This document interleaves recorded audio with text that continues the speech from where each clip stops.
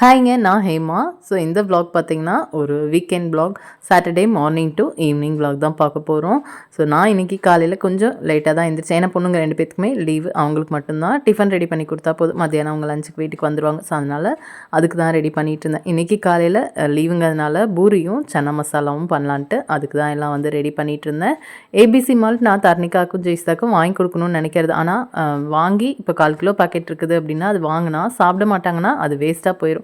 So அதனால் இந்த மாதிரி சின்ன பேக்கெட் இருக்குதான்னு தேடி பார்த்துருந்தேன். அப்போ தான் ராஜம் சுக்கு காப்பியில் இந்த மாதிரி சின்ன பேக் விட்டுருந்தாங்க.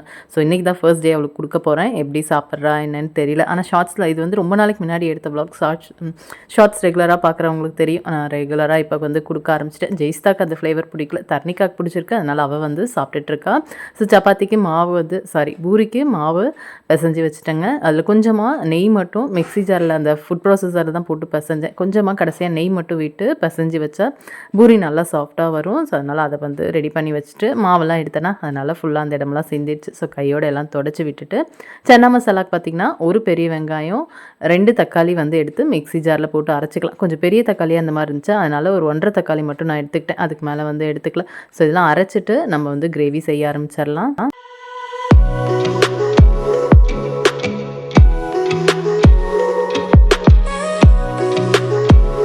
குக்கரில் சன்னாவை ஒரு 3 விசில் விட்டு எடுத்து வச்சுருக்கேன். ஸோ அதை வந்து ஒரு பாத்திரத்துக்கு மாற்றிட்டு அதே குக்கரில் தான் இப்போ தாளிச்சு விட போகிறேன். அதுக்குள்ளே தர்ணிகாக்கு எந்த கிளாஸில் பால் வேணும் என்னென்னு கேட்டுட்டு இருந்தேன்.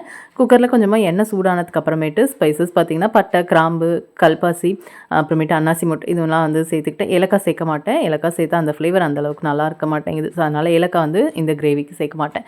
ஸோ இப்போ அது நல்லா வந்து ஃப்ரை ஆனதுக்கு அப்புறமேட்டு அரைச்ச அந்த வெங்காயம் தக்காளி பேஸ்ட்டை சேர்த்துட்டு இஞ்சி பூண்டு பேஸ்ட்டும் இதுக்கு சேர்க்க மாட்டேன். ஜஸ்ட் மிளகாய்த்தூள், கரம் மசாலா, மஞ்சத்தூள், மல்லித்தூள் இது மட்டும் சேர்த்தாலே போதும். கிரேவி நல்லாயிருக்கும். ஸோ அதை வந்து நான் ரெடி பண்ணிட்டு இருந்தேன். அவங்க அதுக்குள்ளார தர்ணிகாக்கு பாலாத்திட்டு எனக்கும் அவங்களுக்கும் காஃபி போட்டுட்டு இருந்தாங்க.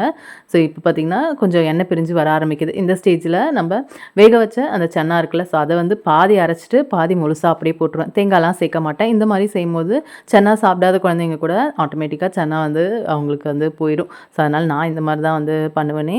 சன்னா வேக வச்ச தண்ணி கொஞ்சம் சூடாக இருக்கும்ல, அதனால் அதை வந்து கிரேவியில் விட்டுட்டு கொஞ்சமாக பச்சை தண்ணி விட்டு அந்த சன்னாவை நல்லா நைஸாக அரைச்சி எடுத்துக்கிட்டேங்க. அதுக்குள்ளார அவங்க பார்த்திங்கன்னா எனக்கும் அவங்களுக்கும் காஃபி போட்டுட்டு இருந்தாங்க. தர்ணிகாக்கும் அதே மாதிரி பாலாத்தி கொடுத்துட்டாங்க.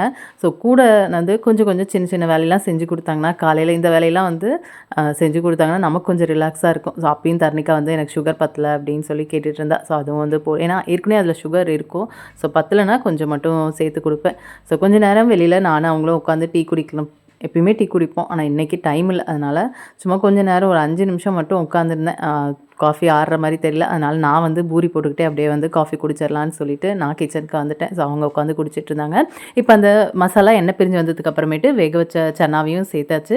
இப்போ அந்த அரைச்ச சன்னா இருக்குல்ல அதையும் சேர்த்துட்டு தேவையான அளவு தண்ணி அப்புறமேட்டு உப்பெல்லாம் கரெக்டாக இருக்குதான்னு பார்த்துட்டு ஸோ குக்கரை மூடி வச்சு சிம்மில் வச்சு ஒரே ஒரு விசில் விட்டால் போதும். கிரேவி வந்து செம்ம டேஸ்ட்டாக இருக்கும். இதோட கொஞ்சமாக கசூரி மேத்தியும் சேர்த்துக்கிட்டாச்சு. கசூரி மேத்தி ஃப்ளேவர் எங்கள் வீட்டில் எல்லாத்துக்கும் பிடிக்கும். அதனால் கொஞ்சம் ஜாஸ்தியாகவே சேர்த்துக்கிட்டேன். டேஸ்ட்டும் பார்த்திங்கன்னா கிரேவி செம்ம சூப்பராக இருக்கும். ஸோ சிம்மில் வச்சு ஒரே ஒரு விசில் விட்டால் போதும். ஸோ நான் பூரி போட்டுக்கிட்டே அப்படியே வந்து காஃபி குடிச்சாச்சு.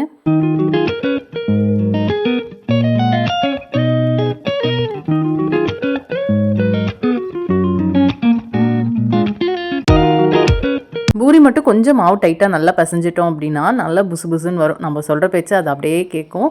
அதுவும் எனக்குலாம் ரவுண்டாலாம் போட தெரியாது பூரி. அது என்னன்னு தெரியல, கரெக்டாக ஷேப்லாம் வராது. ஆனால் இன்றைக்கி எல்லா பூரியுமே நல்லா புசு புசுன்னு ரவுண்டாக ஷேப்பாக கரெக்டாக சூப்பராக இருந்துச்சு. அதே மாதிரி சன்னா மசாலாவும் செம்ம டேஸ்ட்டாக இருந்துச்சு. 2 பேருமே பொண்ணுங்க 2 பேரும் சரி நல்லா இருக்குது அப்படின்னு சொல்லி நல்லா சாப்பிட்டாங்க. ஸோ அவங்க சாப்பிட்றது பார்க்குறது தான் நமக்கு ஹாப்பி. ஸோ ரொம்ப சந்தோஷமாக இருந்துச்சு. அதுக்குமே டிஃபன் சாப்பிட்டுட்டு அவங்களாம் கிளம்புனதுக்கு அப்புறமேட்டு சின்னதாக ஒரு நாப் எடுத்துகிட்டு ஃப்ரூட்ஸ் எல்லாம் நிறையா இருந்துச்சு. அதெல்லாம் கையில் எடுத்து கொடுத்தா தான் சாப்பிடுவாங்க. ஸோ அதனால் கிரேப்ஸ் அதுக்குமேட்டு அந்த ஸ்டார் ஃப்ரூட்லாம் கட் பண்ணி கொடுத்தேன். ஸோ எல்லாம் உட்காந்து 2 பேரும் சாப்பிட்டுட்டு இருந்தாங்க. ஹோம்ஒர்க் அப்படியே இருக்குன்ட்டு அதை பண்ணிகிட்டு இருந்தாங்க. ஸோ மத்தியானம் லஞ்சுக்கு நான் வந்து எல்லாம் ஊற வச்சுட்டு இந்த விடாம்பழம்னு சொல்லுவோம்ல, ஸோ அது வந்து இருந்துச்சு. எப்பயுமே இது எனக்கு ஓப்பன் பண்ணும்போது அது ஒரு மாதிரி பல்லெல்லாம் கூசும். அதுவும் இல்லாமல் அது வந்து பார்க்கறதுக்கு அந்த கொக்கோ மாதிரியே இருக்கும். அது நல்லாயிருக்கும் டேஸ்ட்டு. ஆனால் சில பேர்த்துக்கு பிடிக்கும், சில பேர்த்துக்கு பிடிக்காது. ஃபஸ்ட்டே என் பொண்ணுங்களுக்குலாம் பிடிக்காது. ஆனால் இப்போ கொஞ்சம் பிடிக்க வச்சுட்டேன். ஆனால் இதில் சுகர் போட்டு சாப்பிட்டா நல்லாயிருக்கும். சுகர் வேணாங்கிறவங்க நாட்டு சக்கரை வந்து போட்டு சாப்பிட்லாம். ஸோ சுகர் பத்து தான் எல்லாம் டேஸ்ட் பண்ணிவிட்டு பத்தலைன்னா இன்னும் கொஞ்சம் போட்டுட்டு 2 பேத்துக்கும் வந்து அதையும் கொஞ்சம் கொஞ்சம் சாப்பிட்டாங்க. ரொம்ப சாப்பிடல, கொஞ்சம் கொஞ்சம் சாப்பிட்டாங்க. நல்லா இருந்துச்சு. பழுத்துருச்சுன்னா நல்லா ப்ரௌன் கலரில் சூப்பராக இருக்கும். பழுக்கலனா தான் அது ஒரு மாதிரி இருக்கும். ஸோ மத்தியானம் லஞ்சுக்கு இன்றைக்கி முட்டைக்கோஸ் பொரியல் தான். இந்த ஃபுட் ப்ராசஸர் வந்ததுலேருந்து முட்டைக்கோஸ் கையில் கட் பண்ணுறதே கிடையாது. ஃபுட் ப்ராசஸரில் போட்டு விட்டால் நல்லா ஃபைனாக சாப் பண்ணிடுது. ஸோ அது கொஞ்சம் பெரிய பெரிய பீஸாகவே கட் பண்ணி போட்டாச்சு.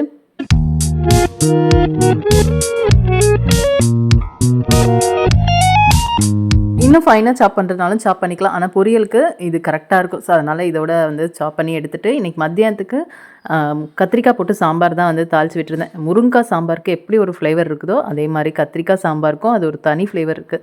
கத்திரிக்காய் சாம்பார் செஞ்சாலே நல்லாயிருக்கும், செம்ம டேஸ்ட்டாக இருக்கும். முருங்கைக்காய் சாம்பாரோட இது நல்லாயிருக்கும். ஸோ அதனால் கத்திரிக்காய் சாம்பாருக்கு பருப்பு வேக வச்சாலும் அந்த குக்கரில் அப்படியே தாளித்து கொட்டி மூடி வைக்கல. ஸோ நீங்கள் அந்த மூடி பார்த்தாலே தெரியும், ஃபுல்லாக க்ளோஸ் பண்ணல, லைட்டாக வந்து க்ளோஸ் பண்ணி விட்டுட்டு அது நல்லா பாதி வெந்ததுக்கு அப்புறமேட்டு புளியை கரைச்சி ஊற்றி கொஞ்சம் நேரம் கொதிக்க வச்சு இறக்குனா சாம்பார் ரெடி. ஸோ அதை வந்து அப்படியே பண்ணிவிட்டு பொரியலையும் அந்த பக்கம் தாளித்து விட்டாச்சு. ஸோ கவுண்டர் டாப் ஃபுல்லாக தொடச்சி விட்டுட்டா இன்றைக்கி சாம்பார் வச்சாச்சு. அதனால் நைட்டுக்கு தோசைக்கு அதுவே தான். ஸோ அதனால் கிச்சன் பக்கம் வர தேவையில்லை. ஈவினிங் டீ பால்க்கு இது மட்டும் வச்சா தான் வரணும், மித்தபடி எந்த வேலையும் இல்லை. ஸோ அதனால் கவுண்டர் டாப் ஃபுல்லாக தொடச்சி விட்டாச்சு.